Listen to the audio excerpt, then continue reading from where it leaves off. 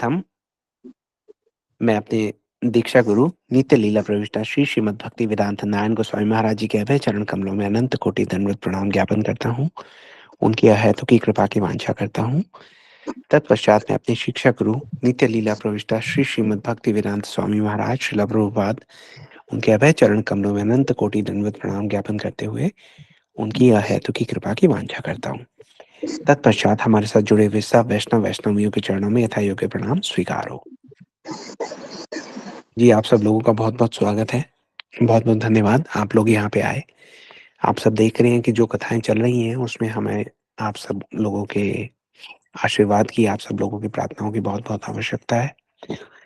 पिछली बार हमने ये देखा कि किस प्रकार से महाराज दशरथ जो हैं, कैकेयी जी को वरदान देने के बाद बहुत विह्वल हो गए हैं। उनको समझ में नहीं आ रहा कि ये क्या हो रहा है और विशेष उन्हीं को नहीं, अयोध्या में किसी को भी अब समझ में नहीं आ रहा कि हो क्या रहा है, क्योंकि सुबह हो गई है, सूर्योदय का समय है। ऐसा कभी हुआ नहीं कि सूर्योदय हुआ हो और महाराज दशरथ जो है वो अपनी प्रजा को अपने दर्शन देने के लिए प्रकट ना हुए हों। ब्रह्म मुहूर्त में ऐसा कभी हुआ ही नहीं था कि महाराज दशरथ अपनी शैया पर रहे हों। ब्रह्म मुहूर्त से पहले ही उठ जाते थे। सरयू जी में स्नान करने के बाद अपना जो राजकाज का कार्य है वो प्रारंभ कर देते थे। जी, सुबह-सुबह अपना पूजा पाठ करके, गैया का अभिषेक करके, ये सब सारी चीज़ें करके, सूर्योदय तक तो महाराज दशरथ कितनी सारी क्रियाएँ अपनी पूरी कर भी लिया करते थे। लेकिन आज महाराज दशरथ प्रकट ही नहीं हुए हैं। सुमंत जी सोच रहे हैं कि क्या हो गया? महाराज दशरथ प्रकट क्यों नहीं हुए? पहले उन्होंने सोचा कि पिछले दिवस इतनी सारी तैयारियाँ चल रही थी राज्याभिषेक की और महाराज दशरथ एक-एक तैयारी स्वयं करना चाह रहे थे। तो शायद इस कारण से थोड़ी देर हो गई होगी। लेकिन जब सुमंत जी देखते हैं कि अभी तो सरयू जी के घाट पर भी नहीं दिखे, किसी दूत ने भी नहीं बताया कि अभी आए हैं कि नहीं आए हैं, तो उनको थोड़ी आशंका होने लगी है। हुँ? अब वो धीरे-धीरे महाराज दशरथ के महल की तरफ जब जाते हैं, तो वहाँ देखते हैं कि वहाँ पे जो पहले से भीड़ जो जमा हुई है, वहाँ पे सेनापति हैं, जनपदों के प्रमुख हैं, सब सचिव आ गए हैं, लेकिन महाराज दशरथ जो है वो दिख नहीं रहे। अब सब लोग सुमंत जी से जानना चाहते हैं कि भई महाराज दशरथ के विलंब का क्या कारण है? अब सुमंत जी जैसे ही वहाँ पर बढ़ते हैं, महाराज दशरथ के कक्ष की ओर, उनको एक आभास हो जाता है। उनको पता लग जाता है, वो समझ जाते हैं कि कुछ न कुछ अनिष्ट जो है वो यहाँ पे लगता है हो ही गया है। महाराज दशरथ के कक्ष के एकदम पास जब वो पहुँच जाते हैं, तो उनको अंदर से महाराज दशरथ की आवाज़ आती है। महाराज दशरथ पुकार रहे हैं राम जी को। राम जी को जिस प्रकार से महाराज दशरथ ने पुकारा, उससे ही सुमंत जी को लगा कि कुछ न कुछ यहाँ पर अनिष्ट हो गया है। इस आशंका के साथ सुमंत जी जो हैं, कल वहाँ खड़े थे, जब हमने उनको वहाँ पे छोड़ा। आज हम वापस वहीं पे जाते हैं, तो देखते हैं कि सुमंत जी का क्या हाल है। गोस्वामी तुलसीदास जी लिखते हैं, पूछे कोउ न उतरी देई, जेई जेहि भवन भूप के कई। कही जय जीव बैठ सिरुनाई, देखी भूप गति कयउ सुखाई। खटखटाया दरवाज़ा, जय जीव कहा, महाराज की जयकार की, उनको जययुक्त किया। महाराज दशरथ का कोई उत्तर नहीं आया। सुमंत जी ने द्वार दोबारा खटखटाया, कहा महाराज दशरथ, आपका सेवक सुमंत आपके दर्शनों का अभिलाषी है। अब महाराज दशरथ ने जब सुमंत जी की आवाज़ सुनी, तो उनको लगा अरे ये तो सुमंत की आवाज़ है। सुमंत जी जैसा हम जानते हैं महाराज दशरथ के मित्र भी हैं, सखा भी हैं, मंत्री भी हैं, बहुत उनके निकट के हैं। तो सुमंत जी की आवाज़ सुनकर महाराज दशरथ को लगा अरे ये तो मेरा मित्र, मेरा सखा आ गया। हाँ, सुमंत जो है प्रत्येक स्थिति में कोई न कोई मार्ग निकाल ही लिया करता है ना? शायद यही कोई मार्ग निकालेगा। ऐसा सोचकर महाराज दशरथ अभी धरती पर निढाल ही पड़े हैं। उनके शरीर में तो कोई ऊर्जा ही नहीं है, कोई शक्ति नहीं है, एकदम निढाल पड़े हैं। ये तो विचार हैं जो उनके मन में कौंध रहे हैं। ऐसा सोचकर उन्होंने दूसरी तरफ देखा तो झरोखों से दिखता है कि बाहर तो प्रकाश हो रहा है। तो महाराज दशरथ सोचते हैं, अरे! इसका अर्थ सूर्योदय हो गया, सूर्योदय हो गया। उनको ऐसा लगता है सूर्योदय पर तो कैकई ने कहा था कि सूर्योदय होते ही राम को आप निष्कासित कर दीजिएगा राज्य से, वन में भेज दीजिएगा, वनवास के लिए भेज दीजिएगा। अब उनको लगता है, अरे मेरा राम जा रहा है क्या? उनके मुख से फिर निकलने लगता है, हे राम, हे राम। अब जब ये कराह सुनते हैं सुमंत जी, तो कक्ष में प्रवेश कर जाते हैं और कक्ष में प्रवेश करके जो दृश्य देखते हैं सुमंत जी, क्या भयानक दृश्य है। चक्रवर्ती सम्राट महाराज दशरथ का मुकुट जो है वो तो धरती पर पड़ा हुआ है और स्वयं महाराज दशरथ जो हैं वो निढाल होकर धरती पे पड़े हुए करा रहे हैं। देखी भूप गति गयो सुखाई। तो महाराज दशरथ को देखकर सुमंत जी भी सूख गए। हम्म। सोच बिकल विवरण मही परेऊ मानो कमल मनु परे हरेहू। सचिव सभीत सकई नहीं पूछी बोली अशुभ भरी शुभ छूछी। राजा जो हैं वो इतने व्याकुल पड़े हुए हैं। महाराज दशरथ के चेहरे का तो ऐसा लग रहा है कि रंग ही उड़ गया है। जैसे कमल, स्वामी तुलसीदास जी कहते हैं कि जैसे कमल का फूल उसको जड़ से कोई उखाड़ के और जमीन पर फेंक दे पानी से निकाल कर, तो मुरझा के नष्ट हो जाता है। ऐसे प्रतीत हो रहे हैं महाराज दशरथ। अब ये तो बड़ा विचित्र दृश्य है। सुमंत जी भाग कर जाते हैं, महाराज दशरथ को संभालने का प्रयास करते हैं। हम्म, उनको उनका जो सर है अपनी गोदी में रखते हैं। कह रहे हैं, महाराज ये क्या विचित्र दृश्य है। आप आप कुशल से तो हैं। अब यहाँ तक कुछ ही क्षण हुए हैं सुमंत जी को उस कक्ष में प्रवेश किए हुए, लेकिन सुमंत जी समझ गए हैं, एक क्षण में समझ गए हैं कि आज राम जी का राज्याभिषेक नहीं हो सकता। अभी तो वो यही सोच रहे हैं कि जो महाराज दशरथ हैं ये तो कुशल मंगल से हैं कि नहीं है। और महाराज दशरथ से जब वो पूछते हैं कि महाराज आप कुशल मंगल तो हैं, तो महाराज जो है कुछ बोल नहीं पा रहे, सुमंत जी को देख रहे हैं और आंखों आंखों में ऐसी बातें कर रहे हो मानो ये कह रहे हो कि हे सुमंत, कोई युक्ति निकालो। ऐसा पहली बार नहीं है। महाराज दशरथ कई बार बोलते थे जब कोई राजकाज का कोई कार्य आ जाता था कि क्या करना है क्या नहीं करना, तो ये उनका वाक्य रहता ही था। सुमंत को देखकर बोलते थे, हे सुमंत कोई युक्ति निकालो। तो आज भी ऐसे लग रहा है जैसे अपने नेत्रों से वो एक भाषा कह रहे हो, नेत्रों से संवाद कर रहे हो और ये कह रहे हो कि हे सुमंत कोई युक्ति निकालो कि किसी प्रकार से ये जो समय है ये बस रुक जाए। और फिर उनकी आंखों में एक चमक आ जाती है इस संभावना के साथ, ये सोचकर कि शायद सुमंत है ना समय को भी रोक देगा।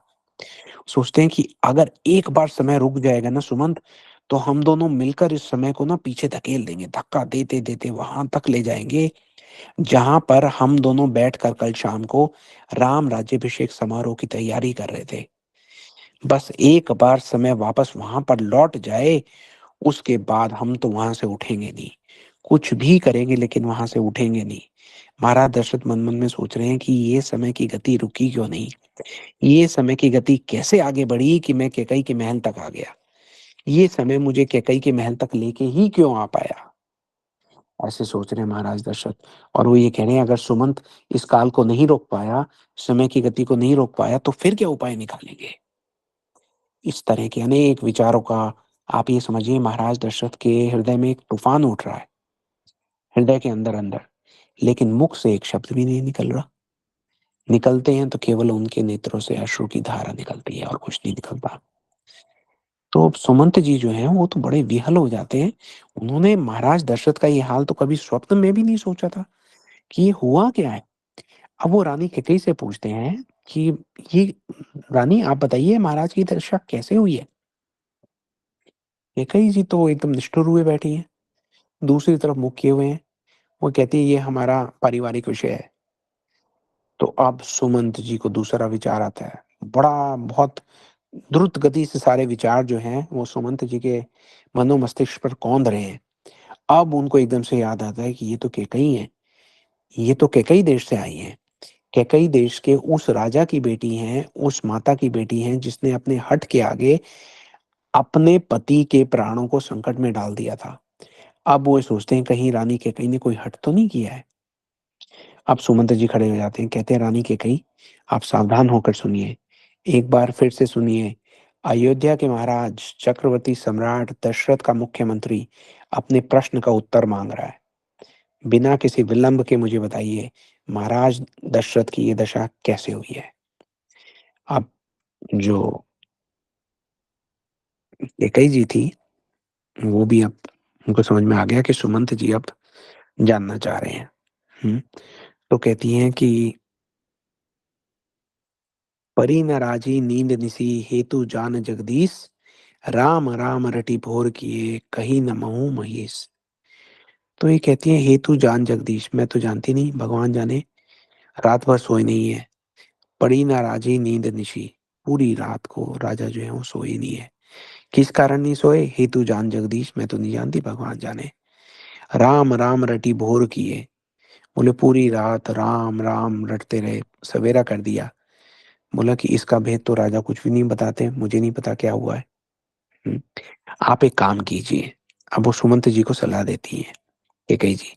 वो ये कहती हैं कि "आनो रामहि बेगी बुलाई, समाचार तब पूछे आई, चलेउ सुमंत राय रुख जानी, लखी कुचाली कीन्ही कछु रानी।" उनको कहते हैं, कैकेयी जी कहती हैं सुमंत जी को कि आप एक काम करें, "आनो रामहि बेगी बुलाई", जल्दी से राम को बुला कर लाओ। अब जैसे ही उन्होंने ये सुना, सुमंत जी ने, तो वो समझ गए। उन्होंने कहा, ओह! यहाँ पे कुछ गड़बड़ है, यहाँ पर अनिष्ट हुआ है। अब तो कैकेयी ने, आज तक कैकेयी जी ने जब भी राम जी के बारे में कहा था, तो कहा था मेरा राम, रामभद्र, श्री राम, और आज ये कह रही हैं कि जाओ राम को बुला कर लाओ। तो उनके बोल में सुमंत जी को बहुत सारा संदेश जो है वो प्राप्त हो गया। सुमंत जी जब ये इस सदन तक आए थे, तो कल हमने देखा कि वो पूरे रास्ते राम जी के बारे में ही सोचते हुए आए थे, कि ओ राम राज्याभिषेक का क्या होगा? महाराज दशरथ आए क्यों नहीं? राम, राम, राम, राम। तो वो जिस राम के बारे में सोचते आए थे, वो राम का जो संबोधन उनके हृदय में चल रहा था, उस संबोधन में प्रेम था। कल जब कक्ष के बाहर खड़े होकर उन्होंने कान लगाकर सुना और अंदर महाराज दशरथ की आवाज़ आई, राम, तो उस राम संबोधन में पीड़ा थी, प्रेम की पीड़ा थी। आज जब कैकेयी जी ने कहा कि "आनो रामी बेगी बुलाई", तो कहा तो उन्होंने भी राम, लेकिन ये जो राम सुनकर सुमंत जी कक्ष से निकले हैं, इस राम में ना प्रेम है, ना प्रेम की कोई पीड़ा है। इसमें तो निष्ठुरता है। अब सुमंत जी को लगा कि यहाँ तो बात लगता है पूरी ही बिगड़ गई है। कक्ष से तो बाहर निकल आए सुमंत जी, लेकिन कक्ष से बाहर निकलते हुए भी सुमंत जी के हृदय में तो राम जी ही हैं। लेकिन अब उनका जो राम संबोधन है, उसका विषय कुछ अलग है। अब वो सोच रहे हैं यहाँ पे राम के विरुद्ध षड्यंत्र हो चुका है, राम के प्रति द्वेष हो चुका है। बाहर उनके पीछे-पीछे 2 दूत आए थे जो उनके विश्वसनीय हैं सुमंत जी के। उनको बहुत शीघ्र, अति संक्षिप्त में निर्देश दे रहे हैं सुमंत जी। वो ये कहते हैं कि मुझे फ़ौरन कल पूरे दिन कैकेयी जी के महल में आने-जाने वाले सब सेविकाओं की सूची तैयार करके मुझे चाहिए, जल्द से जल्द। कौन मिलने आया है कैकेयी जी से, इस महल में कौन आया, कौन गया, उन सब के नाम की सूची तैयार करके मेरे पास फ़ौरन लेके आइए। उसके बाद सुमंत जी आगे बढ़ते हैं। अब वो मध्य कक्ष तक जा रहे हैं, मध्य कक्ष में तो पूरी भीड़ है। तो ये सोच रहे हैं ये जो भीड़ है, क्या इनमें से कोई किस पे शक करे, किस पे संदेह करे? सुमंत जी, वो ये जान ही नहीं पा रहे, वो ये कहते हैं ये हो कैसे गया कि कोई अयोध्या में जन्म लिया, सरयू जी का जल पिया, राम जी के प्रति प्रेम से वंचित रह गया? ये कैसे हो गया? है ना? ऐसा तो उन्होंने आज तक अयोध्या में जन्म लिया हुआ कोई व्यक्ति देखा नहीं था। अब ये सोचते-सोचते जैसे ही मध्य कक्ष में वो प्रवेश करते हैं, तो उनके मन में एक और नया विचार कौंधता है। वो ये कहते हैं, ओह! कैकेयी जी, कैकेयी जी का महल, महल में कैकेयी जी की सेविकाएँ, और उसमें से एक सेविका जिसका जन्म अयोध्या में नहीं हुआ है, मंथरा। अब सुमंत जी समझ जाते हैं कि गड़बड़ कहाँ हुई है, मंथरा से ही गड़बड़ हुई है। हुँ? अब वो जान जाते हैं कि अगर कैकेयी का कान किसी ने भरा है, तो मंथरा ने भरा है। बड़े परेशान हो जाते हैं, मध्य कक्ष में गए हैं कि सब लोग उनसे पूछने लगते हैं कि क्या हुआ, क्या नहीं हुआ? क्या हुआ? क्या समाचार है? महाराज दशरथ अब तक बाहर क्यों नहीं आए हैं? गोस्वामी तुलसीदास जी लिखते हैं, सोच बिकल मग परई न पाऊँ, रामी बोली ककई कराऊ, उर धरि धीरज गयो दुआरे, पूछई सकल देखो मनु मारे। वो ये सोचते हैं कि मैं आगे बढ़ूँ तो कैसे बढ़ूँ? मैं किस कार्य के लिए आगे बढ़ रहा हूँ? मैं राम जी को बुला लाने के लिए आगे बढ़ रहा हूँ, लेकिन अगर मैं राम को बुला लाऊँगा, तो राजा उनसे क्या कहेंगे? जिस दशा में है, क्या कह सकते हैं राजा उनसे? अब वो सोचने का प्रयास कर रहे हैं कि मंथरा ने कैकेयी को कहा होगा तो क्या कहा होगा? क्योंकि कोई न कोई षड्यंत्र तो बुना जा चुका है। अब उनको समझ में नहीं आ रहा, मध्य कक्ष में आ गए। अब मध्य कक्ष में जब तक वो आ गए, थोड़ा-सा धीरज धरने का प्रयास भी कर रहे हैं। "उर धरि धीरज गयो पुआरे", इतने में वो सारे लोग जो वहाँ पे बैठे थे उठ खड़े हुए। उनसे पूछ रहे हैं, "पूछी सकल देखूँ मनु मारे", बोले जल्दी बताइए कि हुआ क्या, क्या नहीं हुआ? तो अब सुमंत जी कह रहे हैं कि बैठिए, बैठिए। लोगों का जो विचार है, वो भी बड़ा, आप ये समझिए कि बिना किसी कारण के तो है नहीं। सब सोच रहे हैं कि नवमी का दिवस आ गया है, पुष्य नक्षत्र जो है, वो लगने को है। जो शुभ मुहूर्त था राज्याभिषेक का, वो तो किसी भी क्षण आ सकता है और महाराज दशरथ तो अभी कक्ष के बाहर ही नहीं आए हैं। तो वो सब लोग जो वहाँ पे इकट्ठा हुए हैं, नगर के सेनापति, जनपद के सचिव, पूरा मिला-जुला कर एक इतना व्याकुलता का वातावरण है वहाँ पर। प्रश्नों भरी निगाहें हैं और सब निगाहें जो हैं सुमंत जी पर हैं। सुमंत जी ये कहते हैं कि आप सब बैठ जाइए, ध्यान से मेरी बात सुनिए। सुमंत जी उनको थोड़ा ब्रीफ करते हैं, उनको बताते हैं कि महाराज दशरथ का संदेश है कि वो राम जी से मिलना चाहते हैं, उन्हें अपने कक्ष में बुलाया है। अभी तो मैं केवल इतना ही जानता हूँ, हुँ? और आप लोग धीरज धरिए, मैंने वशिष्ठ जी को भी लेवा लाने के लिए दूत पठा दिए हैं।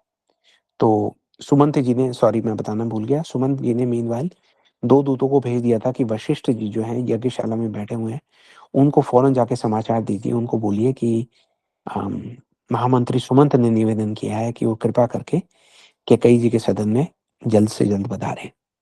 तो उन्होंने कहा मैंने वशिष्ठ जी को भी लाने के लिए दूत पठा दिए हैं।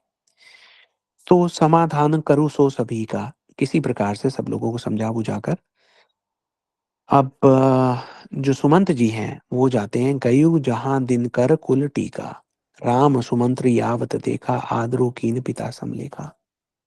हुँ, तो सब लोगों को समझा-बुझा कर अपने रथ पर सवार होते हैं सुमंत जी।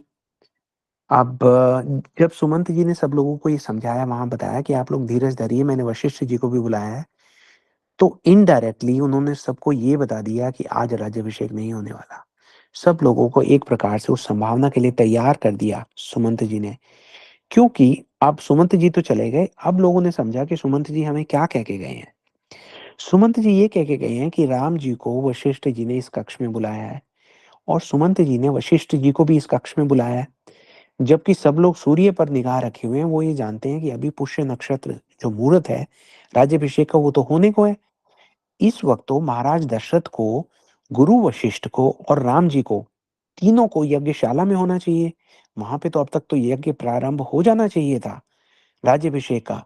तो अगर ये तीनों लोग जो यज्ञशाला में होने चाहिए थे, ये सब के सब कैकेयी जी के भवन की ओर बढ़ रहे हैं, तो इसका मतलब क्या आज राज्याभिषेक होना ही नहीं है ना?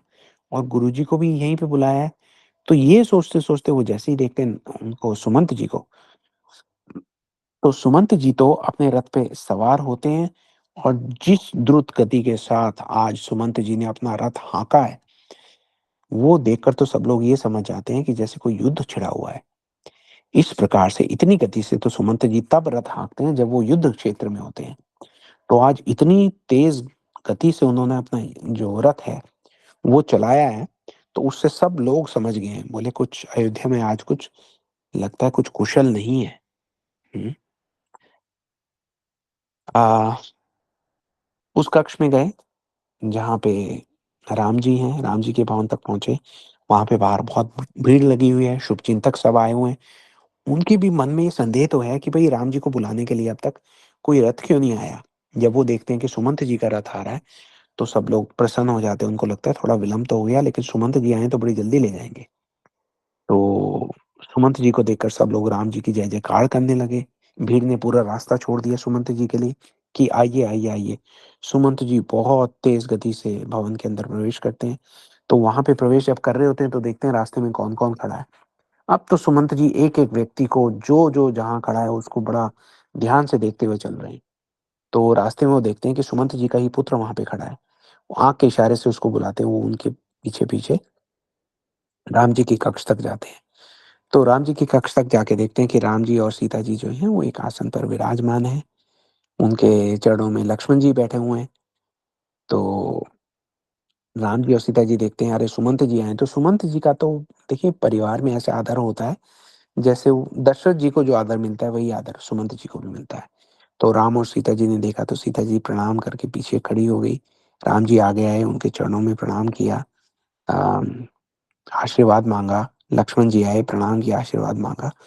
तो सुमंत जी ये कहते हैं कि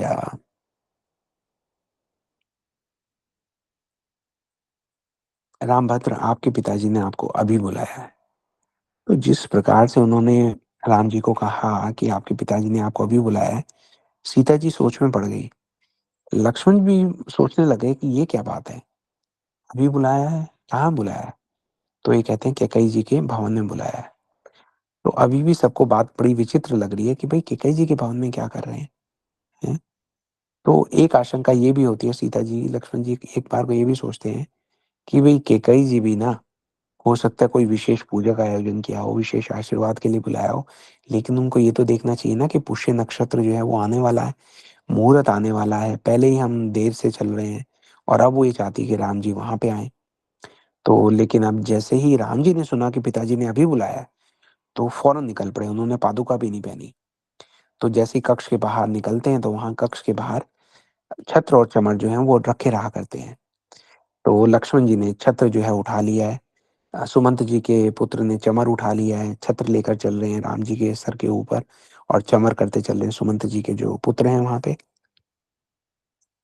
राम जी को लेकर सुमंत जी कहते हैं कि फ़ौरन आप रथ पर बैठिए, राम जी रथ पर बैठते हैं। लक्ष्मण जी भी रथ पे चढ़ जाते हैं, लक्ष्मण जी को तो राम से कोई अलग करने का दुस्साहस सोच भी नहीं सकता। बाकी जब मंत्री होते हैं, वो भी जब चढ़ने लगते हैं, तो सुमंत जी सबको इशारा कर देते हैं कि आप यहीं पे रुकिए। सुमंत जी के पुत्र भी साथ में हो जाते हैं। अब उनको बड़ा गति से प्रयास करते हैं सुमंत जी लेके जाने का, लेकिन जो रथ है वो अयोध्या की गलियों में इतनी तेज़ गति से जा ही नहीं सकता, क्योंकि सब लोग इकट्ठे हैं वहाँ पे, तो उन्होंने जुटे हुए हैं पुष्प वर्षा करने के लिए, मंगल गान गाने के लिए। किसी प्रकार से जल्दी कर के सुमंत जी जो अपना रथ है, कैकेयी जी के भवन तक लेके जाते हैं। भीड़ वहाँ पर और भी ज़्यादा इकट्ठी हो गई है। अभी थोड़ी देर पहले जब हम निकले थे वहाँ से तब तो भीड़ इतनी नहीं थी। अब वापस आए तो भीड़ और ज़्यादा हो गई है, क्योंकि लोगों में समाचार फैल गया है कि राम जी को और वशिष्ठ जी को यहाँ बुलाया गया है। तो लोग सोच रहे हैं यहाँ क्यों बुलाया गया है? क्या यहाँ पे यज्ञ होगा? क्या यहाँ पे राज्याभिषेक होगा? यहाँ बुलाने का क्या तात्पर्य हो सकता है? तो भीड़ जो है वो आगे बढ़-बढ़ कर वो कुछ पूछना चाह रही है। तो फिर उन्होंने देखा कि राम जी जिस प्रकार से आए, उन्होंने तो खड़ाऊ भी नहीं पहनी है और बड़ी तेज़ गति से सब लोग जा रहे हैं, तो सब लोगों के मन में एक आशंका भी आई कि भई ये किस प्रकार से, ये सब कुशल है कि नहीं है, है ना? राम कुभाती सचिव संग जाई, जिस प्रकार से कुभाती मतलब अच्छे प्रकार से नहीं जा रहे राम ना, ऐसा लग रहा है कोई इमरजेंसी है, उसलिए जा रहे हैं। देखी लोग जहाँ तैं बिल खाहीं। तो अब ये देख के लोगों के मन में जो है आशंका आ गई, लोग बिलखने लग गए कि कुछ गलत तो नहीं हो गया। राम जी पहुँचे हैं कैकेयी जी के सदन में, वहाँ जाकर उन्होंने क्या देखा? गोस्वामी तुलसीदास जी लिखते हैं कि जाई दीख रघुबंस मनि, नरपति निपट कुसाजू, सहमी परे उलखी सिंह नाहि मनु बृध गजराजू। सूखी अधर जरहि सब अंगु, मनु दीन मनिहीन भुअंगु। सरुष समीप देखे कैकेयी, मानु मीचु घरी घनि लेई। रघुवंश मुनि श्री रामचंद्र जी ने जाकर देखा कि मेरे पिताजी तो बहुत ही बुरी हालत में पड़े हुए हैं। ऐसा लगता है जैसे कोई सिंह को देखकर कोई बूढ़ा हाथी डर कर गिर गया हो।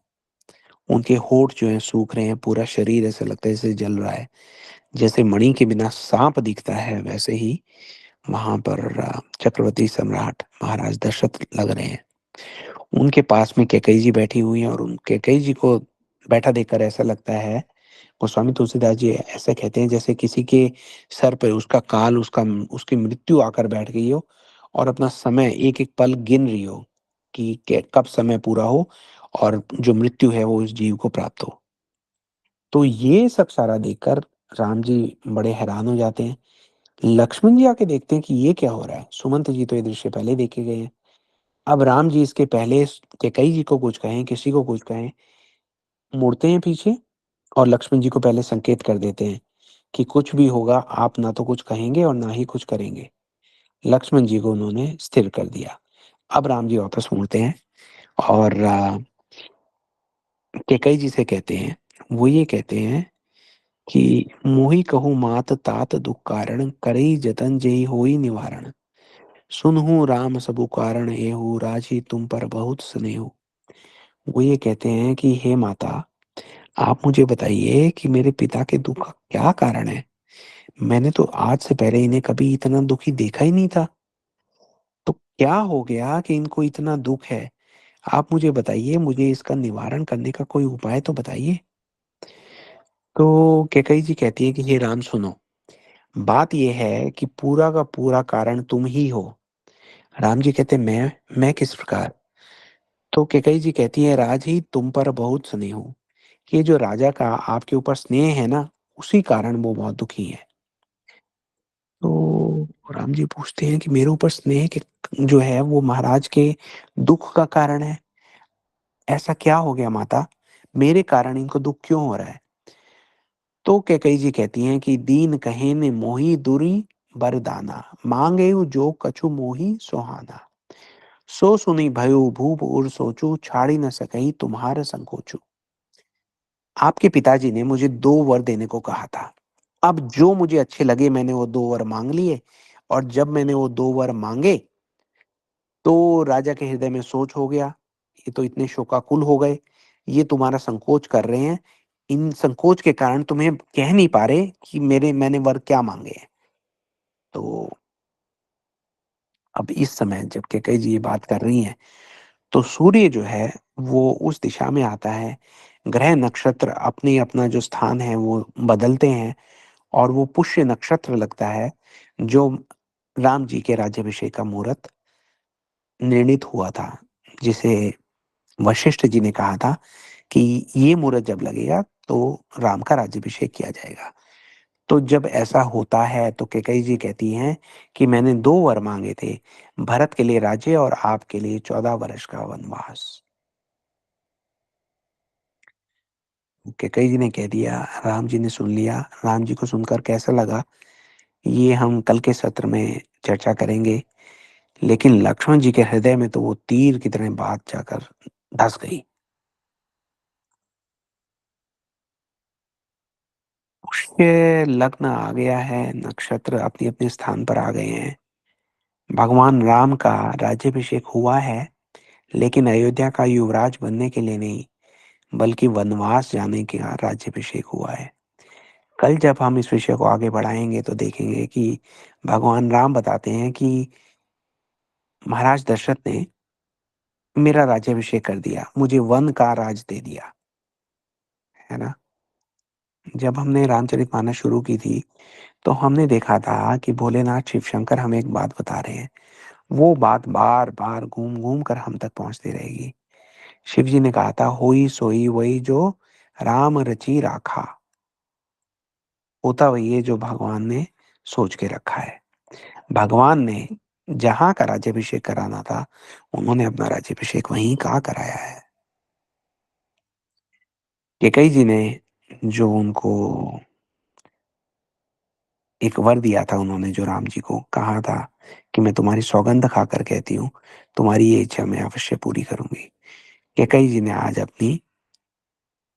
अपना वचन जो है वो पूर्ण किया। राम जी को उनकी इच्छा के अनुसार वन का राज्य मिला है। अब यहाँ के आगे क्या होता है, ये जानने के लिए हम सब आपको आमंत्रित करते हैं हमारी कल की क्लास में। आज यहाँ पे आने के लिए, अपना कीमती समय देने के लिए आप सब लोगों का बहुत-बहुत धन्यवाद। आपका साधुवाद। हाँ, हम आशा करते हैं कि कल भी आप इसी प्रकार से हमारे साथ जुड़ेंगे और हम इस कथा को आगे बढ़ा पाएँगे। अगर किसी का कोई प्रश्न है, कोई कुछ कहना चाहे तो अपना हैंड रेज़ कर सकते हैं। Otherwise we'll finish the class for today. Ji, Nisha